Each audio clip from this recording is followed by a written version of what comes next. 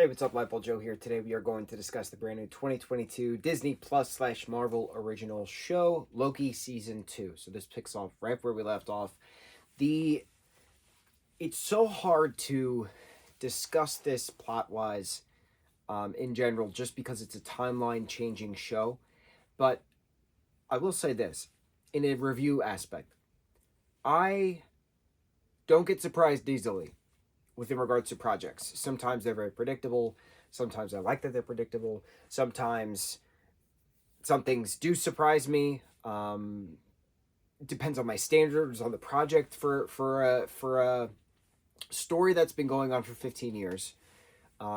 Going back, well, no, actually, way more than that.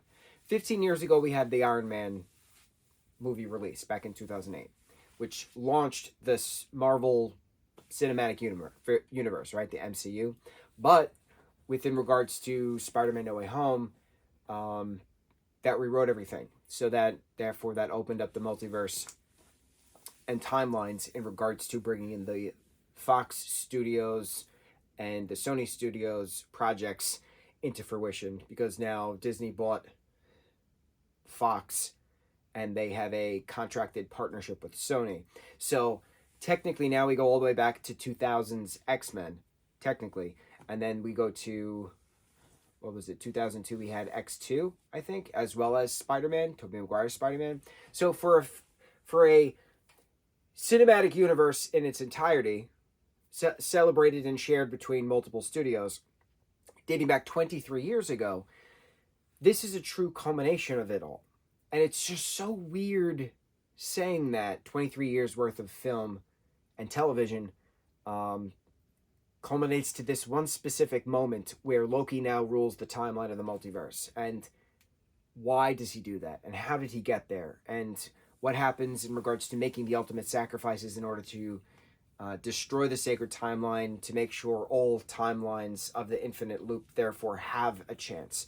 And there's so many beautiful quotes from all of this as well. Loki saying, "Hope is hard." Mobius saying, "There is no comfort. You only choose your burden."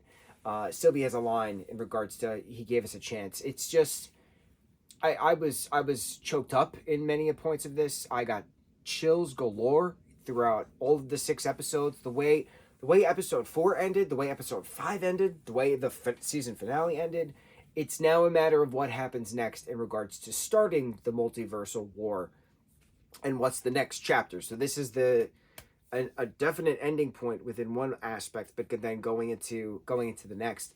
It's just incredible also seeing the different time periods represented. Having that McDonald's from the 1982 chunk, that nostalgic kind of feeling of that brown everything McDonald's with the apple pie tree. It was gorgeous. It was gorgeous seeing that. It was beautiful seeing one of He Who Remains variants, Victor Timely, stemming from 1892 Chicago at the World's Fair. It's really cool having those different time jumps, but then also seeing the lives of the variant TVA workers that we all know and love as well. Seeing Casey, seeing Mobius, whose real name is Don, seeing B-15 as a doctor, meeting Ke Huy Quan's character, Ouroboros, who is one of the co-writers of the actual TVA handbook. It's just so cool having all of this come together for something that's been going on for 23 years. And it just, I don't know. I can't put words to it. Let's walk through the feelings currently. I feel not completed. I feel it's not at ease. I feel calm. No, it's not a calm. Well, I mean, yeah, it's a calm feeling, but it's a content. No, content is if you're accepting something. But this isn't more of an acceptance. This is a understanding that this is definitely, this is the start of the next thing and the end of the last thing. This is I don't know. I don't know what the word is I'm trying to think for. I think it starts with a C. I feel like I keep coming back to content, but it's not content. I'm elated with how this came about. I'm very surprised because of how this came about. I'm I'm gonna think of the word at some point, and it's gonna haunt me that I can't think of it right now. But I'm I'm very impressed. I'm very blown away. I was very surprised. I love the integration of the different stories within the last 23 years, how it all comes down to this moment of creating the timeline of life, the tree of life, a la Norse mythology, the world tree, if you will. Uh, oh God, it's so cool having the character development of Loki as well. You know, having him realize he doesn't want to be king, he doesn't want to be filled with glorious purpose.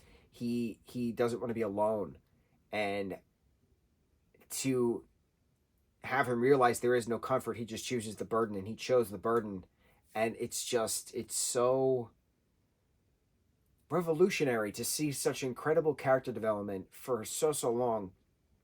When did we first see Loki? Back in 2011, right? I think that's when the first Thor movie came out. So 12 years worth of Loki as a character.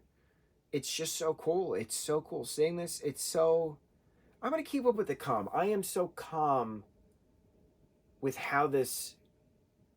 I'm collected. Calm and collected. I am collected with how this all came about, with how season two ends, with how the next part starts. I'm very curious how the next part starts. I'm very curious then how we can get Loki to do other stuff. But this was very surprising. This was very well done, very well written.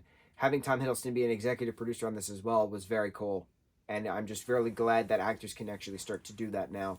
Um, Different times, and it works. And this is what Marvel was supposed to be. Marvel got a lot of fluff stuff going on in regards to shows or film, but this is it. This is the moment. This is when someone says, "What's Marvel?" This is Marvel. This is what Marvel was supposed to be. I remember seeing somebody write that with like the first or second episode of season two, and I was like, no, but they're right. This show is the MCU. This is the MCU. It's so wonderful to witness. It's so amazing to see. I'm just going to continuously say synonyms for certain things in regards to praising this incredible series. I am very excited to see what happens next. I really hope there's a Loki season 3. I'm very curious how the end of season 2 ties into the start of the multiversal war. Whenever that actually starts, who knows?